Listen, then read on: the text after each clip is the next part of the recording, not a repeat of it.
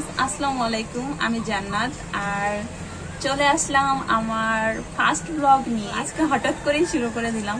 এখন আমি বসে আছি আমার সবচেয়ে একটা পছন্দের জায়গা, আমার বাসার মধ্যে সবচেয়ে আমার পছন্দের জায়গা আমার ব্যালকনিতে বসে আছি।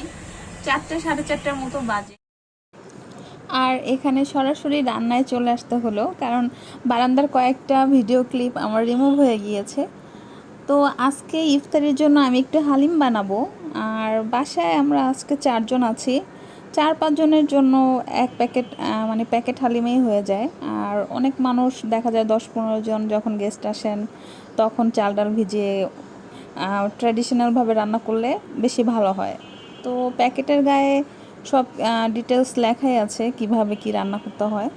আমি এখানে প্যাকেটের মধ্যে যে উপকরণটা আছে চাল ডালের সেটা ভিজিয়ে রাখছি গরম পানি দিয়ে, আধা ঘন্টা বা 10-15 মিনিট ভিজিয়ে রাখলেই হয়। তো আজকে হঠাৎ করেই ব্লগিং শুরু করে দিলাম। জানি না কিভাবে কি ভিডিও টিডিও করতে হয় বা ঠিকভাবে করতে পারবো কি না, যেহেতু ফোন দিয়েই ভিডিও করছি। নর্মালি ওই রকম তো ভালো মেবি হবে না কারণ যারা ব্লগিং করে তাদের ব্লগিং ক্যামেরা থাকে আলাদা। ইনশাল্লাহ যদি সারা পাই অবশ্যই আমিও একটা ব্লগিং ক্যামেরা নিয়ে নিব। আমার আগে থেকেই শখ ছিল ব্লগ করার, বাট কখনো করা হয় নাই আলসামির জন্য। তো এখানে আমি প্রেসার কুকারে হালিমটা রান্না করব। আমার হাতে সময় খুব কম, কারণ ইফতারি তো 6:30টার দিকে আজান দিয়ে দিবে, আর এখন 4:30টার বেশি বাজে। তো এই কম সময়ের মধ্যে আমি হালিম রান্না করব। একটু চিকেন ফ্রাই করেও দেখাবো আপনাদেরকে। এর জন্য আমি প্রেসার কুকারেই বসিয়ে দিচ্ছি। প্রেসার কুকারে অনেক তাড়াতাড়ি হয়ে যায় রান্না। তা আমি এখানে কিচ্ছু করিনি, জাস্ট পেঁয়াজটা বেরেস্তা করে মাংসটা দিয়ে দিলাম। আমি এখানে হাফ কেজির মতো গরুর মাংস নিয়েছি। দিয়ে একটু হালকা 3-4 মিনিট কষিয়ে এটার মধ্যে প্যাকেটের মধ্যে যে মশলাটা দেওয়া আছে প্রসেসড মশলা, ওইটাই দিয়ে দিব। এটাই দিয়ে দিচ্ছি।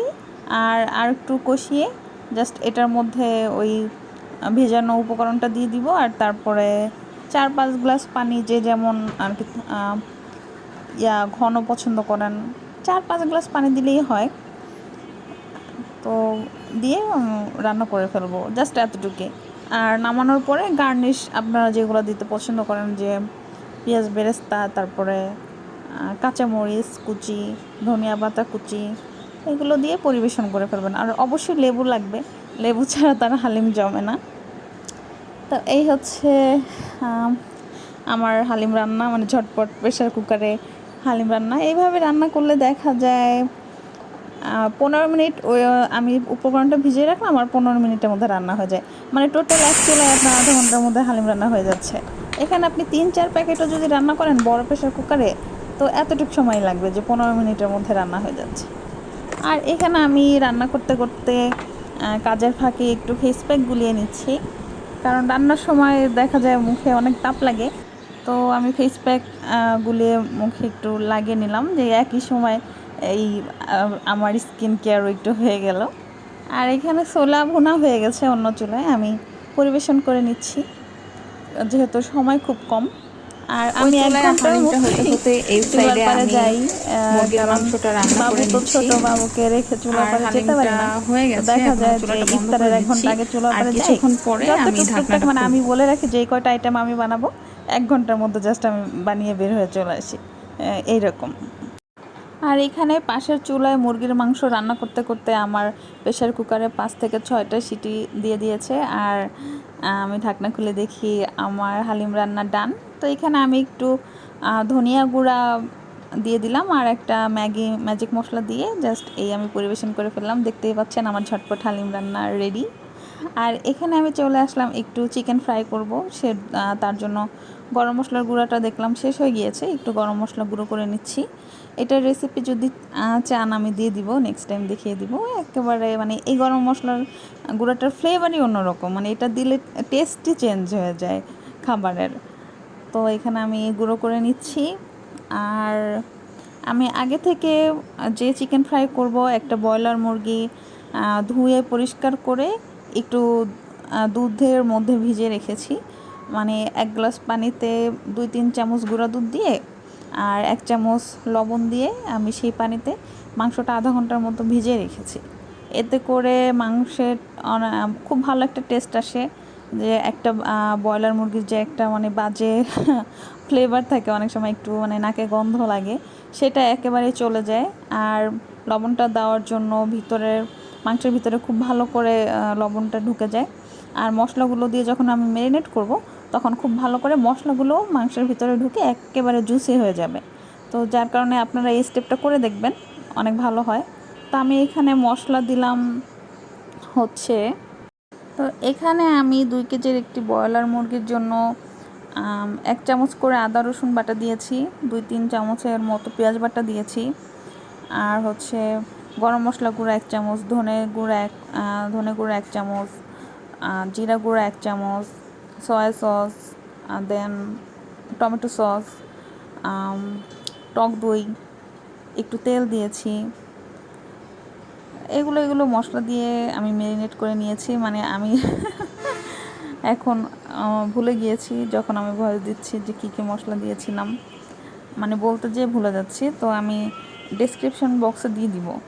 তারপর আমি ছোট ছোট যে মাংসের পিসগুলো আছে সেগুলো আমি এখনই ফ্রাই করব। বড় পিসগুলো আজকে ফ্রাই করা যাবে না, কারণ বড় পিসগুলোর মধ্যে এখনও মশলা ভালোভাবে ঢুকেনি। ছোট ছোট কিছু পিস এখানে নিয়ে নিলাম, আর এটার মধ্যে একটা ডিম ভেঙে দিলাম, 1 টেবিল চামচের মতো কর্নফ্লাওয়ার এবং হাফ কাপের মতো দিয়েছি ময়দা।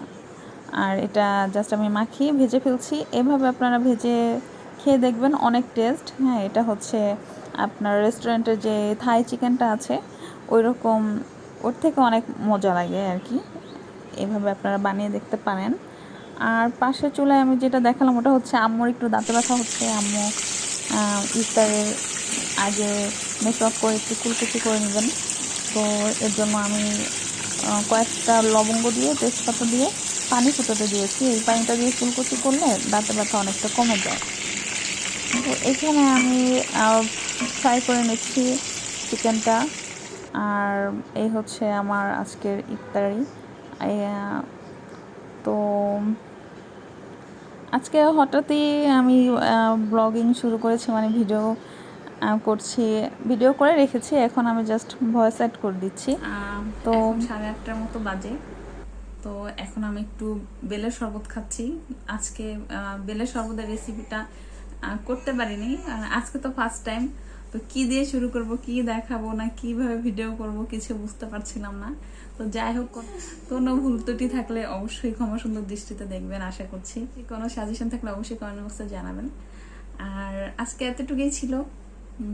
দেখা হবে পরের কোনো এপিসোডে। তো সেই পর্যন্ত সবাই ভালো থাকবেন। আল্লাহ হাফেজ।